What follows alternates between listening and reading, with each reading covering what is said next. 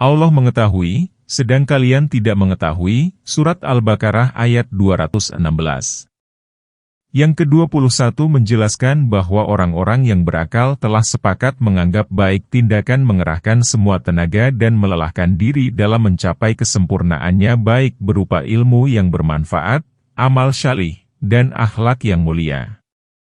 Setiap orang yang benar-benar melelahkan dirinya dalam mencapai semuanya itu, maka yang demikian itu merupakan keadaan yang paling baik dan nilai yang sangat tinggi. Dan mereka juga sepakat menganggap baik melelahkan diri untuk mencapai kekayaan, kemuliaan, dan kehormatan. Di sisi lain mereka mengecam dan menghinakan orang-orang yang berdiam diri dan tidak mau berbuat apa-apa. Kelelahan dan pengerahan tenaga tersebut jelas akan menimbulkan rasa sakit dan munculnya berbagai hal yang tidak disukai, yang pada dasarnya hal itu merupakan jalan menuju kepada kesempurnaan yang sebenarnya. Dalam perintah Allah, benar-benar sangat bijaksana.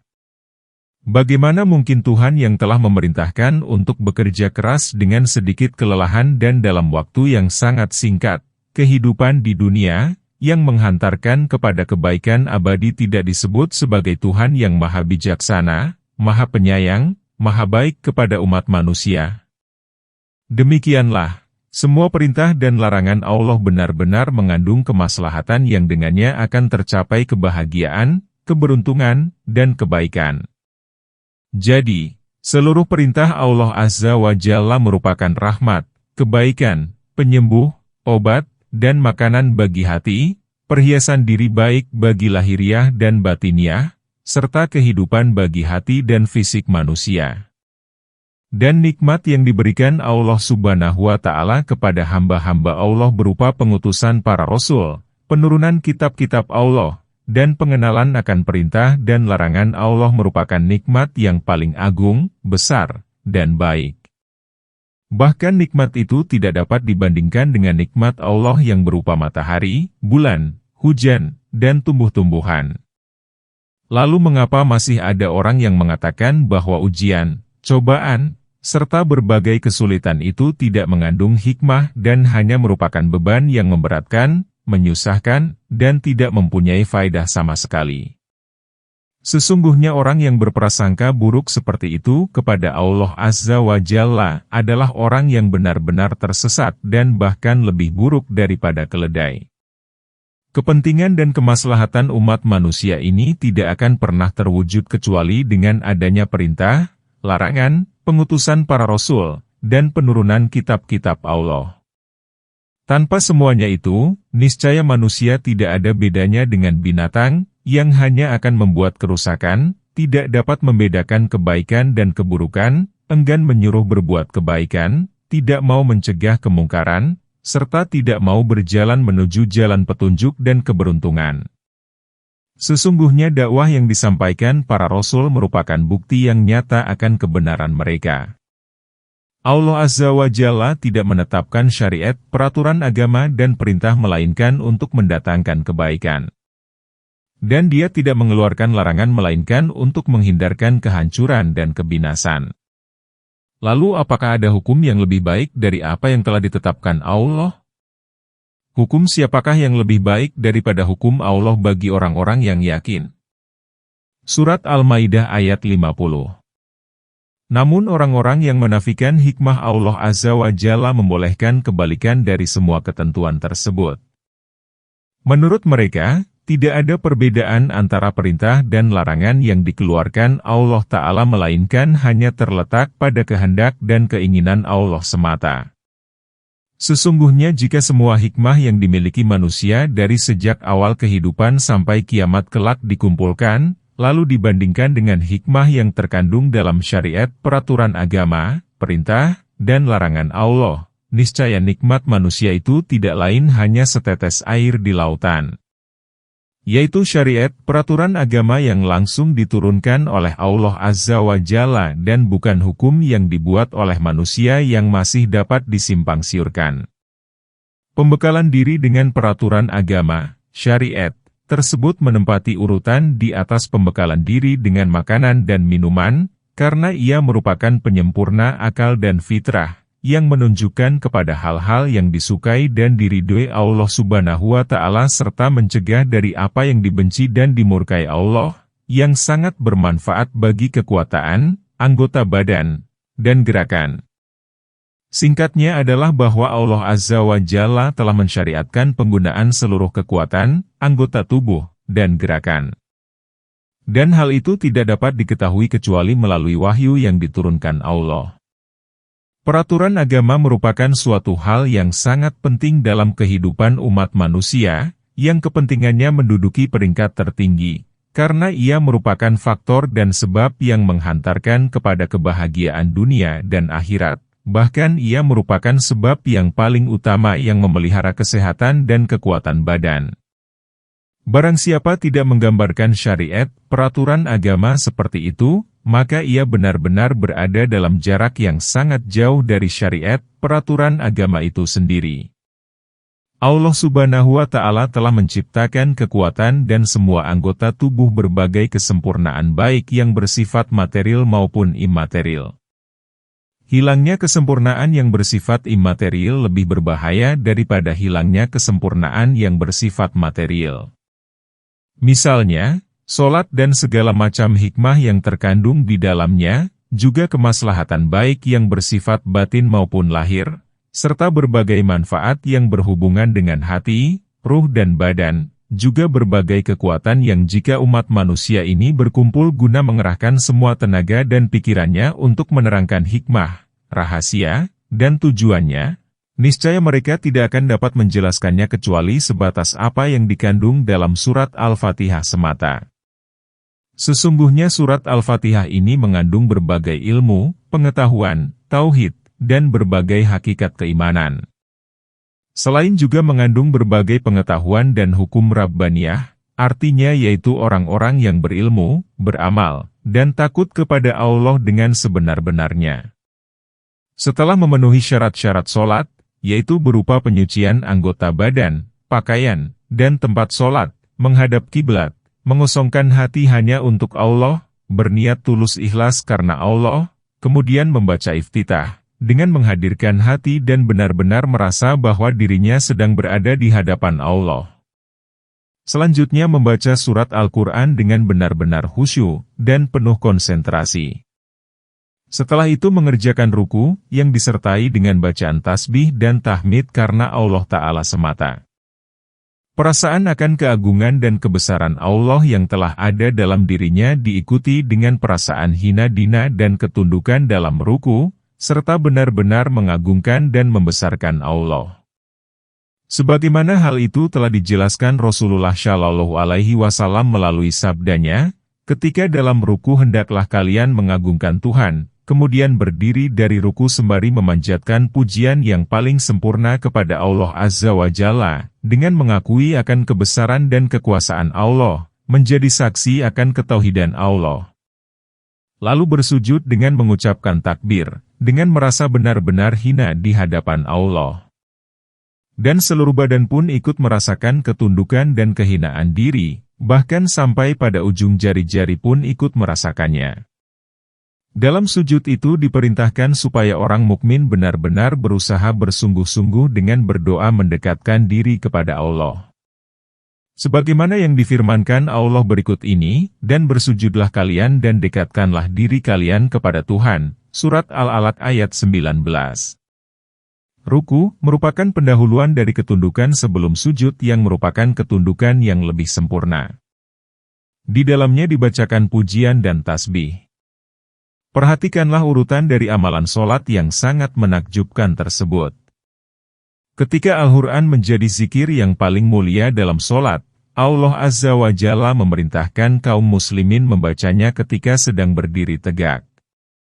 Dan ketika sujud merupakan rukun sholat yang paling afdal, Dia memerintahkan untuk mengerjakannya berulang-ulang dan menjadikannya sebagai penutup rakaat. Demikianlah, sholat itu dimulai dengan bacaan Al-Quran dan ditutup dengan sujud. Di antara kedua amalan tersebut, Dia memerintahkan kaum muslimin untuk duduk layaknya seorang hamba untuk berdoa, memohon ampunan, rahmat, rezeki, petunjuk, dan kesehatan. Doa tersebut mengumpulkan bagi mereka kebaikan dunia dan akhirat.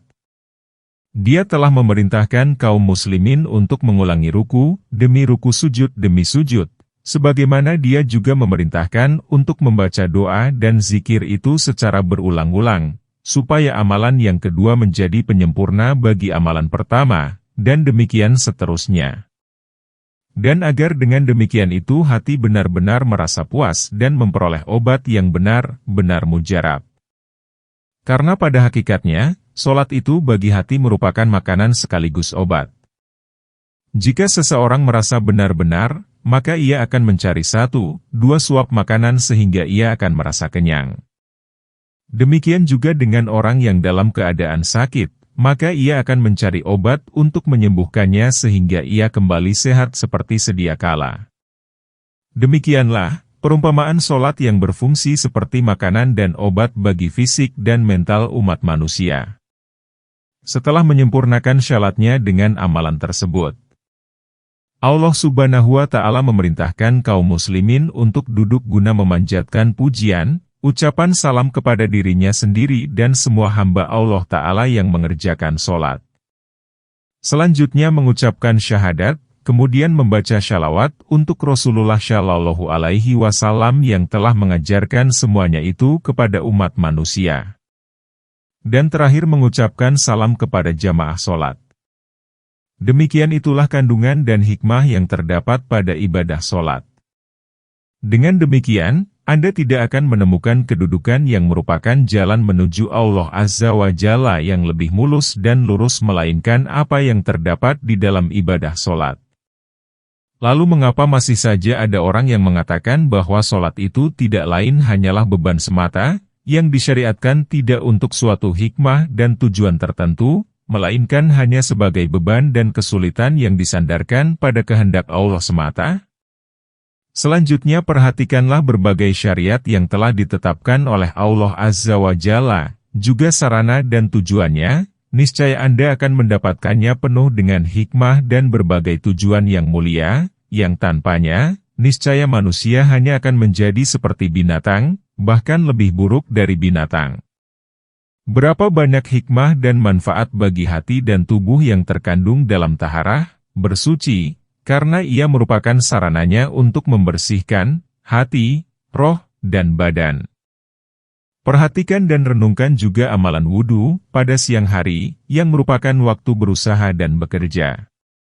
Di dalam wudhu tersebut diperintahkan untuk membasuh wajah yang merupakan tempat pendengaran, penglihatan, ucapan, ciuman, dan alat perasa berada. Bagian-bagian itulah yang seringkah menjadi tempat berbuat maksiat dan dosa, dan dari tempat-tempat itu pula berbagai kemaksiatan dan perbuatan dosa masuk ke dalam diri seseorang. Kemudian diperintahkan untuk membasuh kedua tangan yang merupakan alat untuk mengambil, memberi, dan memegang. Dan selanjutnya membasuh kedua kaki yang merupakan alat untuk berjalan dan lari. Allah Azza wa Jalla menjadi basuhan dalam wudhu, itu sebagai jalan keluarnya berbagai kesalahan dan dosa. Sebagaimana yang telah ditetapkan dari Rasulullah Shallallahu Alaihi Wasallam dalam sebuah hadis yang diriwayatkan dari Abu Hurairah radhiyallahu anhu, ia menceritakan, jika seorang muslim atau mukmin berwudu lalu membasuh wajahnya, maka akan keluar dari wajahnya itu setiap kesalahan bersamaan dengan air yang ia saksikan sendiri dengan matanya, atau bersamaan dengan tetesan air yang terakhir. Dan jika membasuh kedua tangannya, maka akan keluar dari kedua tangannya itu setiap kesalahan yang pernah disentuh olehnya, kesalahan itu keluar bersamaan dengan air atau tetesan air yang terakhir. Dan jika membasuh kedua kakinya, maka akan keluar dari kedua kakinya kesalahan yang pernah dilakukan oleh keduanya ketika berjalan, yaitu keluar bersama air atau tetesan air yang terakhir. Sehingga ia benar-benar bersih dari berbagai macam dosa.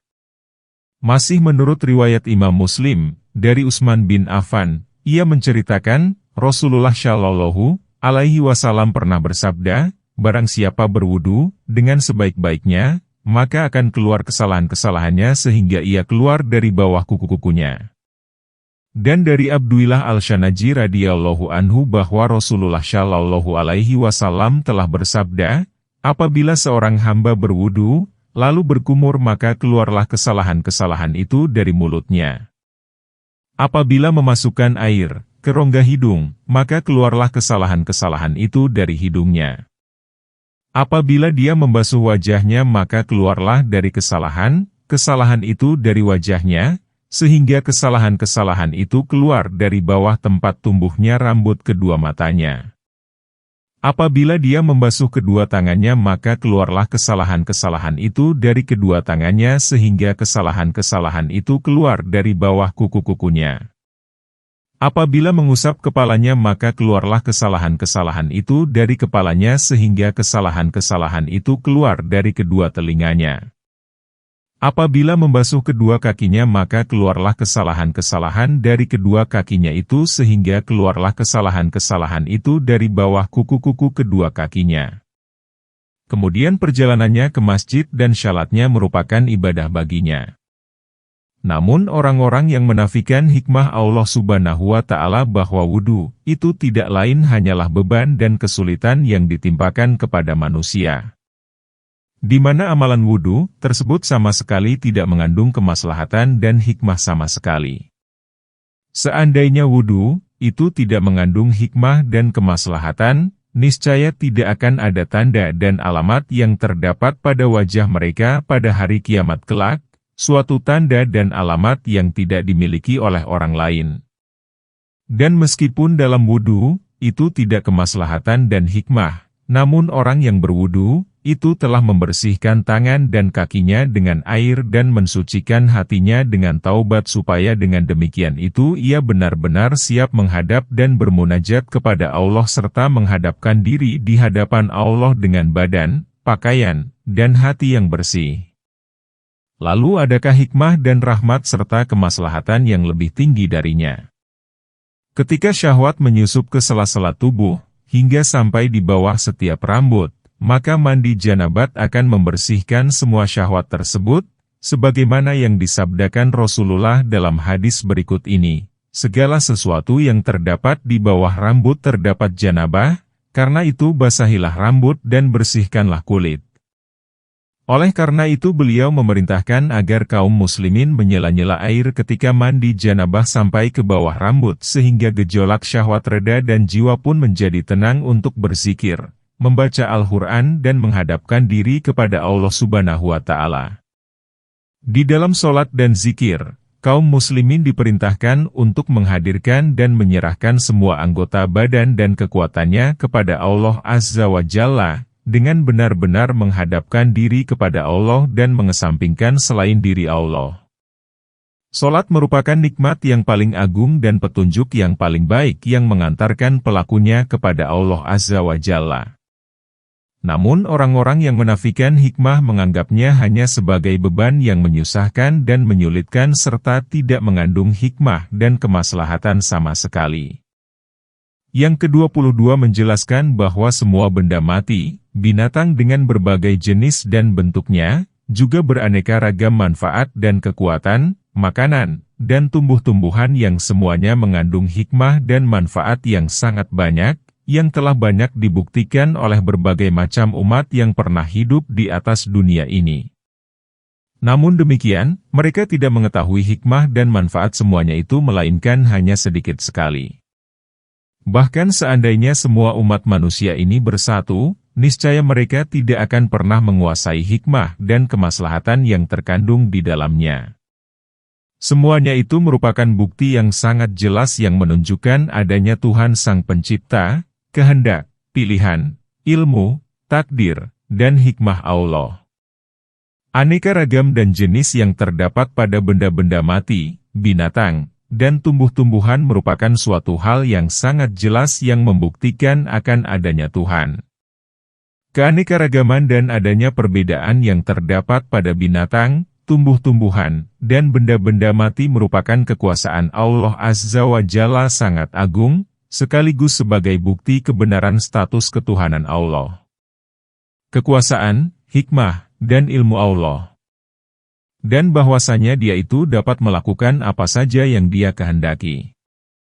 Perhatikan dan renungkanlah bagaimana Al-Quran menunjukkan hal itu di beberapa surat, misalnya adalah beberapa firman Allah berikut ini, dan di bumi ini terdapat bagian-bagian yang berdampingan, dan kebun-kebun anggur, tanaman-tanaman dan pohon korma yang bercabang dan yang tidak bercabang, yang disirami dengan air yang sama. Kami melebihkan sebagian tanaman-tanaman itu atas sebagian yang lain tentang rasanya.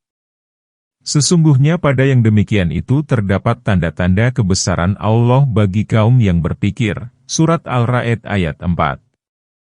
Demikian juga firman Allah, sesungguhnya dalam penciptaan langit dan bumi, silih bergantinya malam dan siang, bahtera yang berlayar di laut membawa apa yang berguna bagi manusia, dan apa yang Allah turunkan dari langit berupa air. Lalu dengan air itu dia hidupkan bumi sesudah mati, keringnya dan dia sebarkan di bumi itu segala jenis hewan, dan pengisaran angin dan awan yang dikendalikan antara langit dan bumi. Sungguhnya terdapat tanda-tanda keesaan dan kebesaran Allah bagi kaum yang memikirkan. Surat Al-Baqarah ayat 164.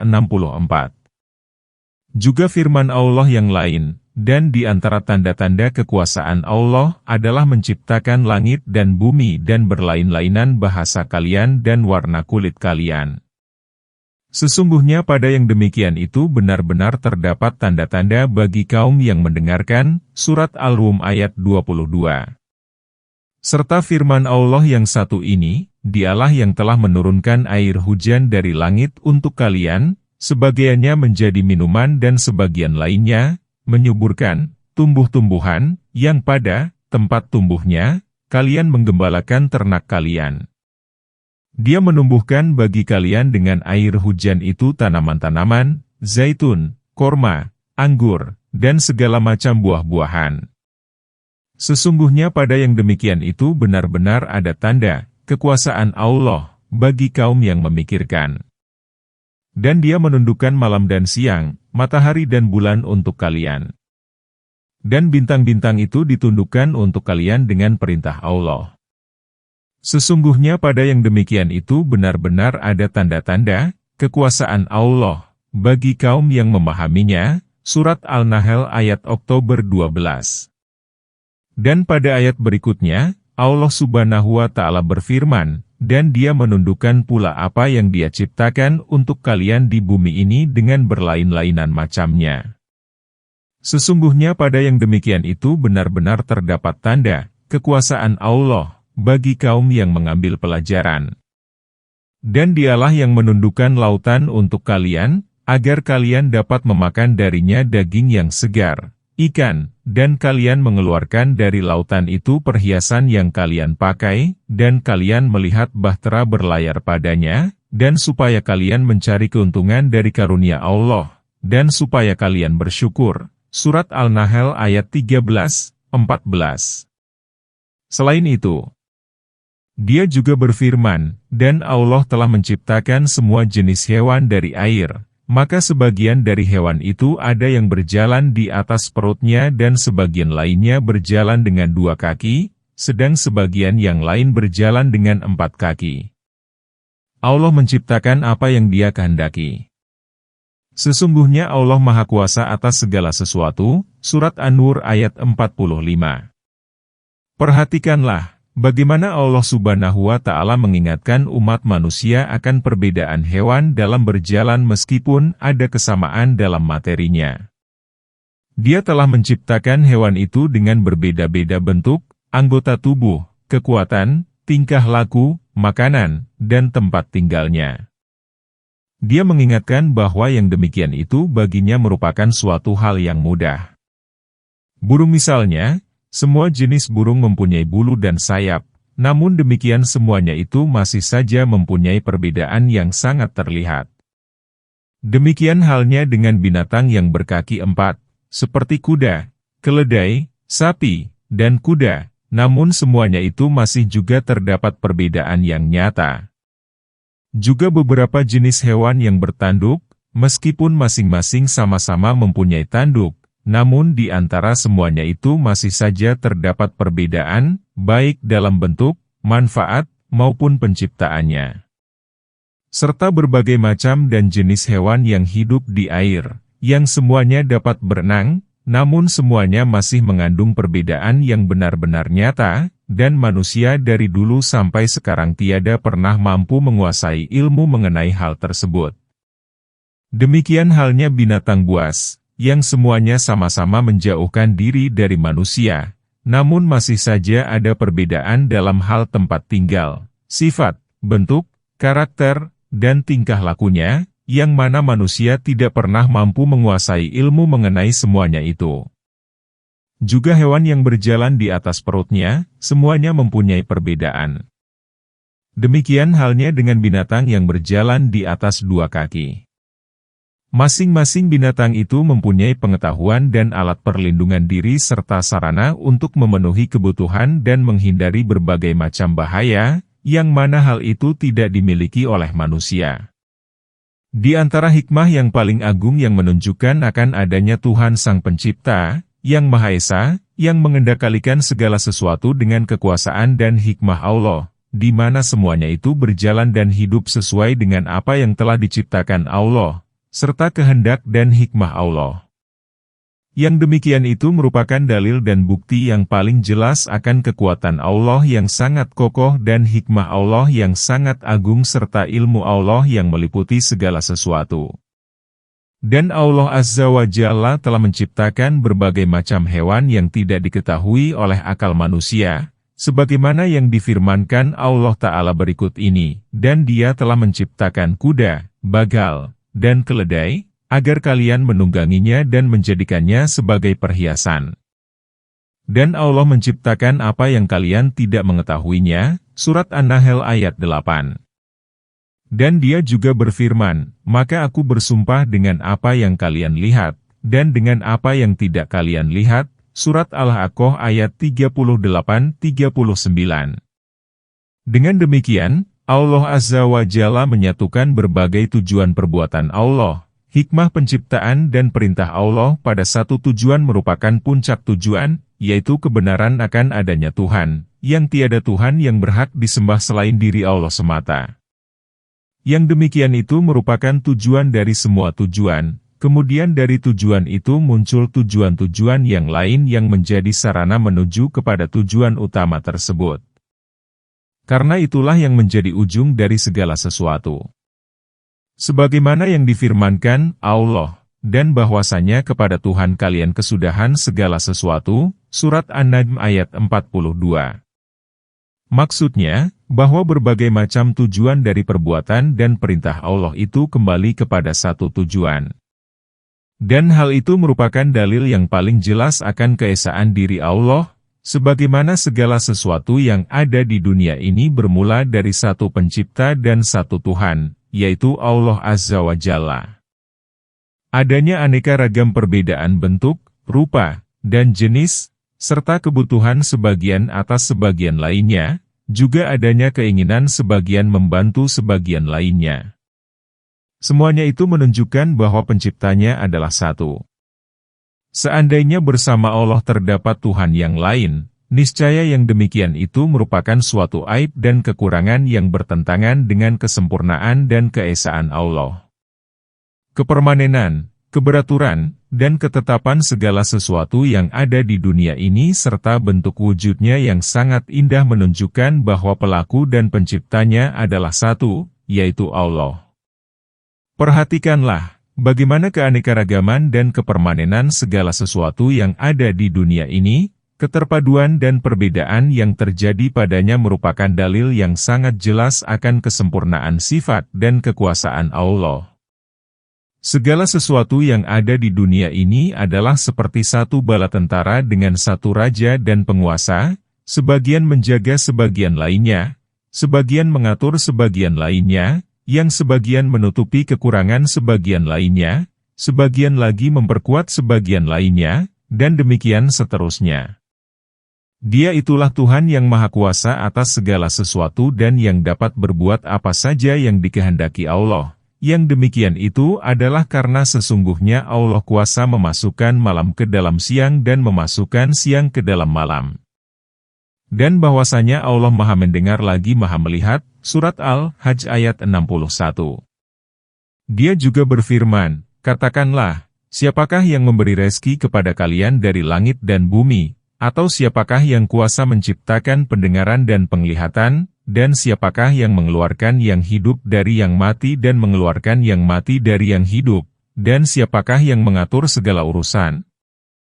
Maka mereka akan menjawab, Allah. Maka katakanlah, mengapa kalian tidak bertakwa kepada Allah? Surat Yunus ayat 31. Dia menghancurkan sesuatu dan menggantinya dengan yang lain, dan hal itu pula yang menunjukkan bahwa yang menciptakan pengganti hal pertama adalah Tuhan yang sama, yaitu Allah Subhanahu wa Ta'ala. Dan bahwasanya hikmah Allah tidak pernah berubah, ilmu Allah tidak akan pernah berkurang, dan kekuasaan Allah tidak akan pernah lemah. Dia Tuhan yang tidak akan pernah berubah dengan berubahnya segala sesuatu, tidak akan lenyap dengan lenyap berbagai isi dunia ini, tetapi Dia adalah Tuhan yang senantiasa hidup, Maha Tegak, Maha Perkasa, dan Maha Bijaksana. Sebagai misal, jika Anda perhatikan secara seksama berbagai macam anggota tubuh, baik perut, jantung, paru-paru, darah, dan lain sebagainya, niscaya Anda akan menemukan keterkaitan antara satu anggota tubuh dengan anggota lainnya. Yang demikian itu merupakan hikmah dari penciptaan yang dilakukan oleh Allah Azza wa Jalla. Dan jika Anda perhatikan antara satu orang dengan orang yang lainnya, baik dalam hal rupa, sifat, dan karakternya masing-masing, maka secara yakin Anda akan mendapatkan bahwa semuanya itu bersumber dari satu pencipta, pemelihara, dan penguasa tunggal, yaitu Allah Azza wa Jalla. Kemudian alihkan perhatian Anda kepada kumpulan beberapa orang yang ada di dunia ini, niscaya Anda akan menemukan hikmah yang sangat nyata dari mereka. Di mana, sebagian mereka akan memanfaatkan sebagian lainnya, sebagian menolong sebagian lainnya. Mereka yang berprofesi sebagai pengolah tanah akan bekerja pada para petani, tukang kayu akan bekerja membangun rumah, penjahit bekerja untuk mereka yang membutuhkan pakaian, dan demikian seterusnya. Yang satu menolong yang lainnya dengan tangan, yang lainnya dengan kaki, dengan mata, hidung, lidah, dan yang lainnya dengan telinga, dan juga dengan harta benda. Masing-masing orang menjadi pelengkap bagi sebagian lainnya, mereka menjadi satu bagian yang tidak terpisahkan. Demikianlah, Allah Subhanahu wa Ta'ala telah menciptakan segala sesuatu dengan disertai manfaat dan hikmahnya masing-masing. Sinar matahari misalnya, binatang, tumbuh-tumbuhan, dan bahkan manusia tidak akan dapat hidup tanpanya. Sinarnya menyinari tempat-tempat yang memang dibutuhkan oleh manusia dan juga binatang. Demikian halnya dengan hujan, tumbuh-tumbuhan, dan seluruh nikmat. Dan dengan demikian itu, tidak ada sesuatu apapun yang tidak mengandung hikmah dan manfaat. Sesungguhnya pemberian, nikmat, dan rahmat Allah Azza wa Jalla lebih luas dari kebutuhan makhluk Allah. Tidak ada setetes air pun yang diciptakan Allah melainkan membawa manfaat, kekuatan, dan hikmah. Hal itu sebagaimana yang telah difirmankan Allah berikut ini, Dialah yang telah menurunkan air hujan dari langit untuk kalian, sebagiannya menjadi minuman dan sebagian lainnya, menyuburkan tumbuh-tumbuhan, yang pada tempat tumbuhnya, kalian menggembalakan ternak kalian. Dia menumbuhkan bagi kalian dengan air hujan itu tanaman-tanaman, zaitun, korma, anggur, dan segala macam buah-buahan. Sesungguhnya pada yang demikian itu benar-benar ada tanda kekuasaan Allah bagi kaum yang memikirkan. Dan Dia menundukkan malam dan siang, matahari dan bulan untuk kalian. Dan bintang-bintang itu ditundukkan untuk kalian dengan perintah Allah.